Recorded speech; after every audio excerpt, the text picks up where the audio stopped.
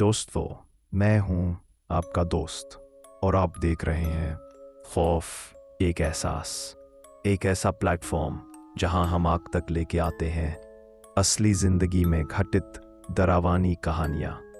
आज की कहानी हमें भेजी है एक सब्सक्राइबर ने, जो एक जंगल के बीच मिले एक अजीब दरवाजे के राज को बयान करता है।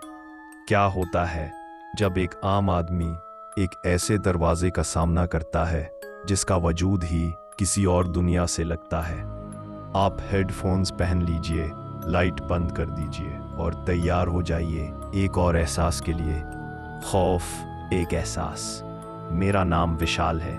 मैं उत्तराखंड के एक छोटे से गांव का रहने वाला हूं। लेकिन आज जो कहानी मैं आपको सुनाने जा रहा हूं वो सिर्फ मेरी नहीं, बल्कि उन सब की है जो उस जंगल के पास कभी गए हैं।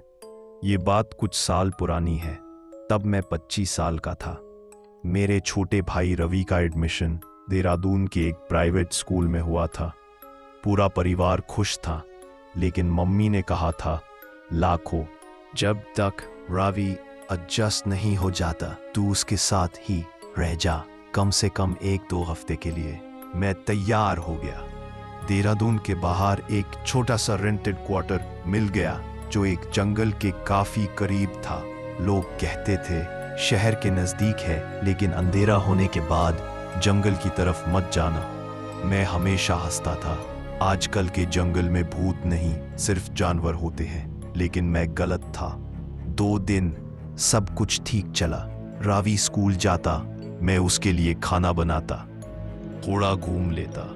लेकिन तीसरे दिन रात को 1 बजे के करीब मुझे जंगल की तरफ से एक अजीब सी आवाज सुनाई दी, जैसे लोहा घास रहा हो।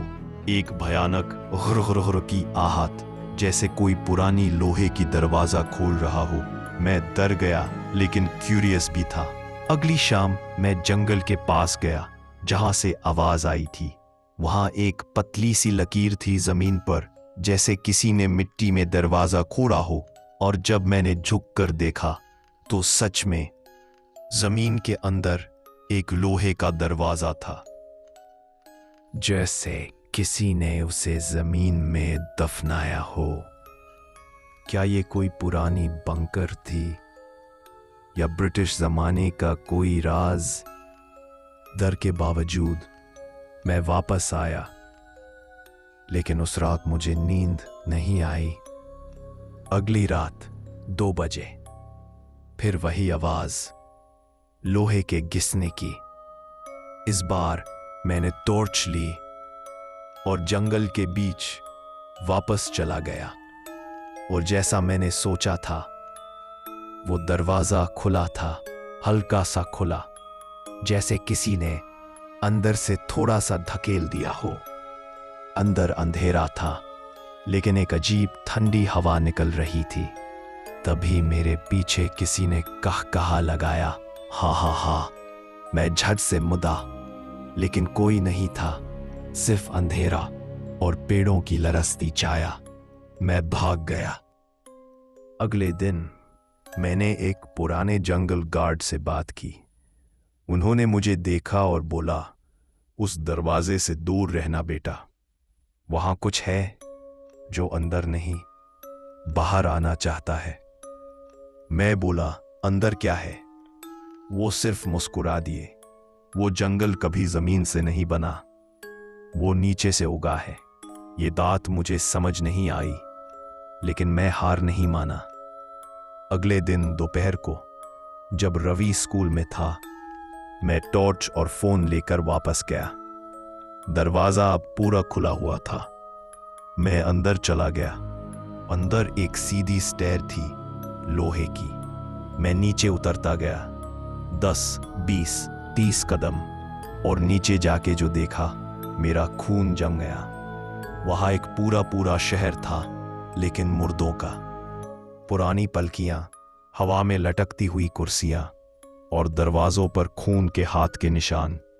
और हर एक दीवार पे एक ही नाम लिखा था, रक्त द्वार। तभी मुझे किसी के पांव की आहट सुनाई दी और एक आवाज, तू अब लौट नहीं सकता। मैं उल्टा भागा, सीढ़ियां चढ़ता गया लेकिन दरवाजा बंद हो चुका था। मैं जोर जोर से चिल्लाया, लेकिन जंगल में मुझे सुनने वाला कोई नहीं था। मुझे लगा मैं अंदर ही मर जाऊंगा, लेकिन एक आदमी वहां आया। सफेद कपड़े, आंखों में खून और उसके हाथ में एक छोटी चाकू थी। दरवाजा हर 3 रात में खुलता है। तू अगर बचा रहना चाहता है तो तीसरी रात तक चुप रहना सीख ले। मैं 3 दिन उसी अंधेरे में, बिना रोशनी, बिना पानी के रहा।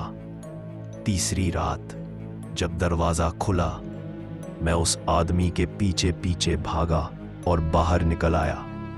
लेकिन मैं घर आया। रवि ठीक था। मम्मी ने फोन पे पूछा, सब ठीक है ना बेटा? मैं हाँ बोला।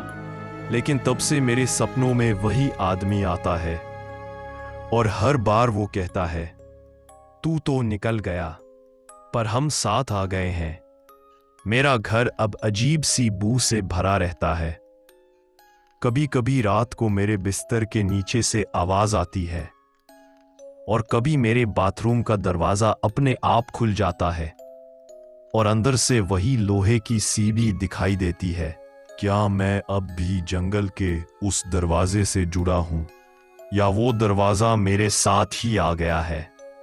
तो दोस्तों, ये थी एक और दरवानी कहानी, जंगल में दरवाजा, एक सब्सक्राइबर की जुबानी। क्या आपने कभी कोई ऐसा राज देखा है जो दुनिया के समझ से बाहर हो? अगर हाँ, तो हमें लिख भेजिए अपनी कहानी खौफ एक एहसास के लिए। मिलते हैं अगले एपिसोड में एक और कहानी के साथ। तब तक अंधेरा होने से पहले दरवाजे बंद कर लीजिए, क्योंकि खौफ एक एहसास है। ...